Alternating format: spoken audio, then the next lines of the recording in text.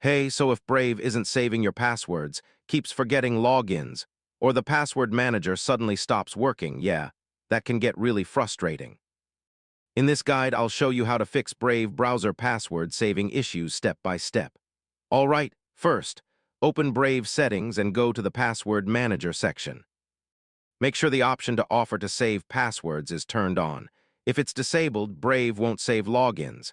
Now scroll down and check if the website is listed under Never Saved. If it is, remove it.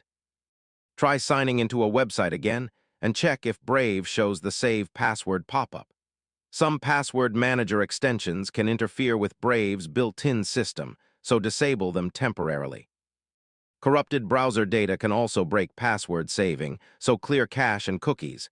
If you use Brave Sync, make sure passwords are included in the sync options. Now check for updates. Older versions of Brave can sometimes have password manager bugs.